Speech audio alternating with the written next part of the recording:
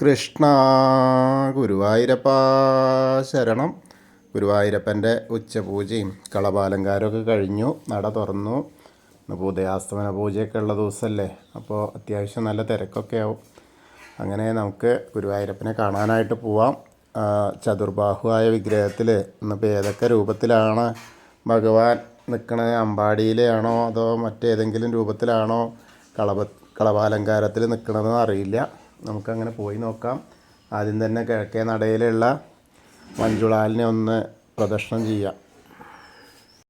അപ്പോൾ ആ വെങ്കല ഗരുഡ ശില്പവും അതേപോലെ കുചേലൻ്റെ ശില്പമൊക്കെ കാണാം. അതൊക്കെ കണ്ട് അങ്ങനെ വന്ന് അത്തിമര ഗണപതി ക്ഷേത്രത്തിൽ വന്ന് ഗണേശനെ കണ്ട് പ്രാർത്ഥിക്കാം. സർവ്വവിഘ്നങ്ങളും മാറ്റിത്തരാനായിട്ട് നന്നായിട്ട് പ്രാർത്ഥിക്കാം.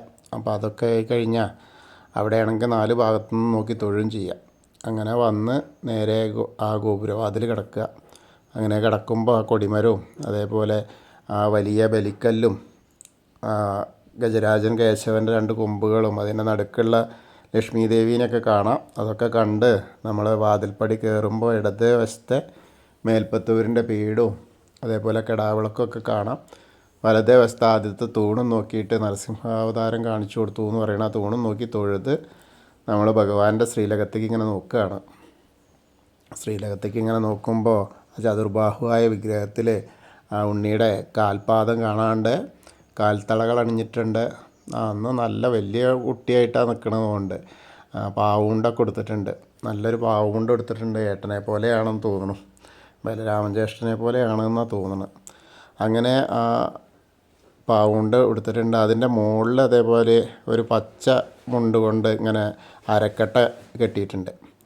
അരയിലൊരു കെട്ടും കെട്ടിയിട്ട് നിൽക്കുകയാണ്. അങ്ങനെ അരമണി കിങ്ങിണിയൊക്കെ കാണാണ്ട് കണ്ണൻ തന്നെയാണ്. അതേപോലെ മുകളിലേക്ക് ഇങ്ങനെ നോക്കിയാൽ കഴുത്തിൽ ഒരു വളയം പോലത്തെ മാല, ഒരു മുല്ലമൊട്ട് മാല, ഒരു പതക്കം പോലത്തെ മാല, അതേപോലെ മുഖത്ത് നല്ല പുഞ്ചിരി, കൈവളകൾ കാണാണ്ട്, തോൾവളകൾ കാണാണ്ട്, കയ്യിൽ വെണ്ണുരുളിയും, അതേ വലത്തെ കയ്യിൽ വെണ്ണുരുളിയും ഇടത്തെ കയ്യിൽ പൊന്നോടക്കുഴലും. അപ്പോൾ ഉണ്ണിക്കണ്ണൻ തന്നെ, പക്ഷേ ഏട്ടനായി എന്നിങ്ങനെ പറഞ്ഞിട്ടാണ്. ഞാൻ ഏട്ടനായി, എനിക്ക് ഏട്ടനെ പോലെ മുണ്ടെടുത്ത് തരും അമ്മേ എന്ന് പറഞ്ഞിട്ടാണ്. അപ്പോൾ അത് കാരണം അങ്ങനെ യശോദാമ്മ ചുറ്റി കൊടുത്താൽ തോന്നുന്നു. ആ ഒരു ചിണുങ്ങലൊക്കെ ഉണ്ട്. അപ്പോൾ അതിൻ്റെ ഞാൻ ഏട്ടനാണ് എന്നൊക്കെ ഉള്ള ആ ഒരു ഭാവത്തിലാണ്. എന്തായാലും ആ മുഖത്ത് നല്ല പുഞ്ചിരിയുണ്ട്. കാരണം മുണ്ടൊക്കെ കൊടുത്തു, ഞാൻ വലിയ കുട്ടിയായി എന്ന് പറഞ്ഞിട്ടേ. അങ്ങനെ മേലേക്ക് നോക്കിയാൽ കാതിൽ ചെവിപ്പൂക്കൾ കാണാണ്ട്, നെറ്റിയിലൊരു ഗോപി തിലകം വെച്ചിട്ടുണ്ട്. അതേപോലെ പൊന്നിൻ്റെ കിരീടം ചാർത്തിയിട്ടുണ്ട്. കിരീടത്തിൻ്റെ മുകളിൽ 2 തിരുമുടിമാല ഉണ്ട്. എങ്ങനെ വെച്ചാൽ വെളുത്ത പൂവും തെച്ചി തുളസി ആയിട്ടുള്ളത്, അതേപോലെ തന്നെ വെളുത്ത പൂവ് തെച്ചി തുളസി ആയിട്ടുള്ള 2 തിരുമുടിമാലകളാണ്. പിന്നെ അതേപോലെ വലിയ ഉണ്ടമാലകളും 2 ഉണ്ട്. അതെങ്ങനെയാ വെച്ചാൽ ഒന്ന് വനമാല പോലെ തെച്ചിയും തുളസിയും, വീണ്ടും തെച്ചി വീണ്ടും തുളസി, അങ്ങനെ ഒരേപോലെ നല്ല തിക്കായിട്ടുണ്ട്. പിന്നെ ഒരെണ്ണം വെളുത്ത പൂവും തെച്ചിയും തുളസിയായിട്ടുള്ളത്. അങ്ങനെ 2 തിരുമുടിമാലയുണ്ട്, 2 ഉണ്ടമാലയുണ്ട്. അപ്പോൾ നല്ല രസമായിട്ടാണ് ഇന്നിപ്പോൾ ഏട്ടൻ്റെ ഞാൻ ഏട്ടനായിരുന്നു എന്ന് പറഞ്ഞിട്ട്, ഇനിയിപ്പോൾ ഏട്ടൻ വന്നാലും ബലരാമേട്ടൻ വന്നാലും ഞാൻ ഏട്ടനെ പോലെ ആയല്ലോ എന്ന് പറയാനൊക്കെ ആയിട്ടുള്ള നിൽപ്പാണ്. അപ്പോൾ നമുക്ക് എന്തായാലും ആ ഗുരുവായൂരപ്പൻ്റെ ശ്രീലകത്തേക്ക് നോക്കിയിട്ട് സോപാനപ്പടിയിൽ നിന്ന് തൊഴുകയാണെന്ന് അങ്ങനെ മനസ്സുകൊണ്ട് വിചാരിച്ച് തൊഴുതോളൂ, എല്ലാവരും തൊഴുതോളൂ. അപ്പോൾ ആ ഗുരുവായൂരപ്പൻ്റെ ആ ചതുർബാഹുവായ വിഗ്രഹത്തിൻ്റെ ആ ഒരു ചൈതന്യം നമ്മളിലേക്ക് എത്തും. അങ്ങനെ നമുക്ക് ആ വെണ്ണ അതേപോലെ ഓടക്കുഴലും പിടിച്ചുള്ള ഉണ്ണിക്കണ്ണനെ കണ്ട് തൊഴുത് അവിടെ നിന്ന് ഇറങ്ങാം. അങ്ങനെ ഇറങ്ങി നേരെ നമ്മൾ അഗ്നികോളിലുള്ള ബലിക്കല്ല് നോക്കി തൊഴുത് ആ തിടപ്പള്ളിയും അതേപോലെ ആലിലക്കണ്ണനെയൊക്കെ കണ്ട് തൊഴാം. പിന്നീട് ഗ്രില്ല് കഴിഞ്ഞാൽ സപ്തമാതാക്കളെ കണ്ട് തൊഴാം. പിന്നീട് അങ്ങനെ വന്ന് ഗണേശൻ്റെ അടുത്ത് വന്ന് ഗണേശനെ കണ്ട് പ്രാർത്ഥിക്കാം. ഏകദന്തം മഹാകായം ദപ്തകാഞ്ചന സന്നിഭം ലംബോദരം വിശാലാക്ഷം വന്ദേഹം ഗണനായകം. അത് കഴിഞ്ഞ് സരസ്വതി അറയിലേക്ക് നോക്കുക, സരസ്വതി ദേവീനെ പ്രാർത്ഥിക്കാം. സരസ്വതി നമസ്തുഭ്യം വരദേ കാമരൂപിണി വിദ്യാരംഭം കരിഷ്യാമി സിദ്ധിർഭവതു മേ സദാ. അത് കഴിഞ്ഞ് അവിടുന്ന് ഇങ്ങനെ പോരുമ്പോൾ കോർണറിലെത്തിയാൽ ചെറിയ ഗണേശനെ ഒന്ന് തൊട്ട് തലോടാം. പിന്നെ മത്സ്യം, കൂർമ്മ, വരാഹം, നരസിംഹം വരെയുള്ള രൂപങ്ങളൊക്കെ കണ്ട് തൊഴുത് മേൽശാന്തിൽ അവിടുന്ന് അർച്ചന പ്രസാദം വാങ്ങാം. പിന്നെ വാമന രൂപവും ഗജേന്ദ്രമോക്ഷത്തിൻ്റെ രൂപമൊക്കെ കാണാം. അത് കഴിഞ്ഞ് അനന്തശായിയായ അനന്തപത്മനാഭനെയും കണ്ട് തൊഴാം. പിന്നീട് ആ ഗരുഡാരൂഢനായിരിക്കുന്ന മഹാവിഷ്ണുവിനെയും കണ്ട് നമ്മൾ ശ്രീകോവിലിൻ്റെ പുറകുവശത്ത് വന്ന് സാഷ്ടാംഗം നമസ്കരിക്കുക. നമസ്കാരമൊക്കെ കഴിഞ്ഞ് മുകളിലേക്ക് ഇങ്ങനെ നോക്കിയാൽ നരസിംഹത്തിനെ കാണാം. അപ്പോൾ ആ സ്വാമിയുടെ അനുഗ്രഹം കിട്ടും. അങ്ങനെ നമ്മൾ ബാക്കിയുള്ള ദശാവതാര വിഗ്രഹങ്ങൾ ശ്രീരാമചന്ദ്രനും ബലരാമനും ഭാർഗവരാമനെയൊക്കെ കണ്ട് തൊഴുത് ശ്രീകൃഷ്ണനെയും കണ്ട് തൊഴാം, മുരുകനെയും കണ്ട് തൊഴുത് ഹനുമാൻ സ്വാമിയുടെ അടുത്ത് വന്ന് ഹനുമാൻ സ്വാമിയെ കണ്ട് പ്രാർത്ഥിക്കാം.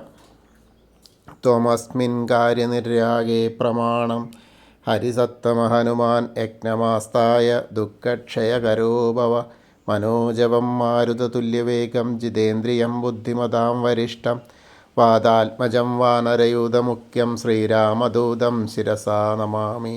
ബുദ്ധിർബലം യശോധൈര്യം നിർഭയത്വം അരോഗത അജാഡ്യം വാക്പടുത്തം ഹനുമസ്മരണാത് ഭവേത്. ഓം നമോ ഭഗവതേ ആഞ്ജനേയായ മഹാബലായ സ്വാഹ. അങ്ങനെ വന്ന് അവിടുന്ന് ഹനുമാൻ സ്വാമിയെ കണ്ടു കഴിഞ്ഞാൽ പിന്നെ രാധാകൃഷ്ണ വിഗ്രഹവും കാളിയമർദ്ദന രൂപവും വെണ്ണക്കണ്ണനെയൊക്കെ കണ്ട് തൊഴുത് നമ്മൾ ഓവിൻ്റെ അവിടെ വന്ന് പ്രാർത്ഥിക്കുക. അതിനുശേഷം ആ താമരക്കണ്ണനെ കണ്ട് തൊഴാം. പിന്നെ അവിടെ നിന്ന് നേരെ കിഴക്ക് വശത്തേക്ക് നോക്കിയാൽ കൊടിമരം കണ്ട് തൊഴാം. പിന്നീട് മണിക്കിണറും നൃത്താറയൊക്കെ കണ്ട് അതേപോലെ കുറൂരമ്മേനെയും നാരദരെയും മേൽപ്പത്തൂരിനെയും വസുദേവരെയൊക്കെ കണ്ട് തൊഴുത് അങ്ങനെ വടക്കേ നടയിൽ കൂടെ പുറത്ത് വരിക. പുറത്ത് വന്ന് പ്രസാദ കൗണ്ടറിലെത്തിയിട്ട് ചന്ദനവും തീർത്ഥമൊക്കെ വാങ്ങാം. അതിനുശേഷം അവിടുന്ന് ഇടത്തരികത്ത് കാവിലെ അമ്മയെ കാണാനായിട്ട് പോവാം. അങ്ങനെ ഭഗവതിയുടെ മുന്നിലെത്തി അമ്മയെ കണ്ട് പ്രാർത്ഥിക്കുക. സർവമംഗളമാംഗല്യേ ശിവേ സർവാർത്ഥസാധികേ ശരണ്യേ ത്രയംബകേ ഗൗരി നാരായണി നമോസ്തുതേ. അങ്ങനെ അമ്മയെ കണ്ട് തൊഴുത് അവിടുന്ന് ഇങ്ങനെ വന്ന വടക്ക് പടിഞ്ഞാറ് ഭാഗത്തേക്ക് തിരിഞ്ഞു നിന്ന് മമ്മിയൂർ പോകുന്ന പോലെ സങ്കല്പിച്ച് മമ്മിയൂരപ്പനെ മനസ്സിൽ വിചാരിച്ച് നമശിവായ നമശിവായ നമശിവായ എന്നുള്ള പഞ്ചാക്ഷരി മന്ത്രം ജപിക്കുക. അപ്പോൾ മമ്മിയൂരപ്പൻ്റെ അനുഗ്രഹം നമ്മളിലേക്ക് എത്തും. ഒന്ന് പ്രദക്ഷിണം ചെയ്ത് അവിടുന്ന് ഇങ്ങനെ പോകുന്ന ആ കൊടിമരത്തിൻ്റെ അവിടെ വന്ന് വീണ്ടും ഭഗവാന്റെ ശ്രീലകത്തേക്ക് നോക്കിയിട്ട് ആ വെണ്ണക്കണ്ണനെ കണ്ട് തൊഴാം. അങ്ങനെ തൊഴുത് നമസ്കരിച്ച് കൂത്തമ്പലത്തിലും വന്ന് നമസ്കരിക്കാം. പിന്നീട് അയ്യപ്പസ്വാമിയുടെ അടുത്ത് വന്ന് അയ്യപ്പസ്വാമിയെ കണ്ട് പ്രാർത്ഥിക്കാം. ഭൂതനാഥ സദാനന്ദ സർവഭൂതദയാപര രക്ഷ രക്ഷ മഹാബാഹു ശാസ്തേ സ്തുഭ്യം നമോ നമ. അങ്ങനെ അവിടെ തൊഴുത് പ്രദക്ഷിണം ചെയ്ത് പടിഞ്ഞാറ് നടയിലുള്ള ദീപസ്തംഭത്തിൻ്റെ മുകളിലുള്ള വേണുഗോപാലിനെയും അതേപോലെ കൊടിമരത്തിൻ്റെ മുകളിലുള്ള ഗരുഡധ്വജനെയും കണ്ട് തൊഴുത് പടിഞ്ഞാറ് നടയിൽ കൂടെ പുറത്ത് വന്ന് രുദ്രതീർത്ഥ കുളത്തെ പ്രദക്ഷിണം ചെയ്യാനായിട്ട് പോരാം. അങ്ങനെ പ്രദക്ഷിണം ചെയ്യുമ്പോൾ ആ നടുക്കുള്ള കാളിയമർദ്ദൻ രൂപിയെ കണ്ട് തൊഴാം. എന്നിട്ട് അങ്ങനെ അനലക്ഷ്മി ഹാളിൻ്റെ അധികനെ നേരെ ഇങ്ങോട്ട് വന്നു കഴിഞ്ഞാൽ നാരായണാലയത്തിലെത്തി അവിടെ വന്ന പൂന്താനം തിരുമേനി പൂജിച്ചിരുന്ന ഉണ്ണിക്കണ്ണൻ്റെ വിഗ്രഹം കണ്ട് തൊഴാം. അതിനുശേഷം അവിടുന്ന് ഇങ്ങനെ വന്ന് ഭഗവതി നടയിലും അതുപോലെ കിഴക്കേ നടയിൽ വന്നിട്ട് വലിയ ദീപസ്തംഭത്തിൻ്റെ അവിടെ വന്ന് ഭഗവാന്റെ ശ്രീലകത്തേക്ക് നോക്കിയിട്ട് ഒന്നുകൂടി തൊഴാം. അങ്ങനെ തൊഴുത് പ്രാർത്ഥിച്ച് തെക്കേ നടയിലുള്ള കൂവളത്തെ ഒന്ന് പ്രദക്ഷിണം ചെയ്യാനായിട്ട് പോവുക. അങ്ങനെ പ്രദക്ഷിണം ചെയ്യുമ്പോൾ മഹാദേവനും പാർവതീദേവിനും മനസ്സുകൊണ്ട് പ്രാർത്ഥിക്കുക. അപ്പോൾ അവരുടെ അനുഗ്രഹം നമുക്കെത്തും. അപ്പോൾ നമ്മൾ ഇന്നത്തെയും ഗുരുവായൂരപ്പൻ്റെ ഉച്ചപൂജയും കളഭാലങ്കാരവും ഒക്കെ കണ്ടു തൊഴുതു. എല്ലാവർക്കും ഗുരുവായൂരപ്പൻ്റെ അനുഗ്രഹം ലഭിക്കും. കൃഷ്ണായ വാസുദേവായ ഹരയേ പരമാത്മനെ പ്രണതക്ലേശനാശായ ഗോവിന്ദായ നമോ നമ. ഹരേ കൃഷ്ണ. ഗുരുവായൂരപ്പാ ശരണം.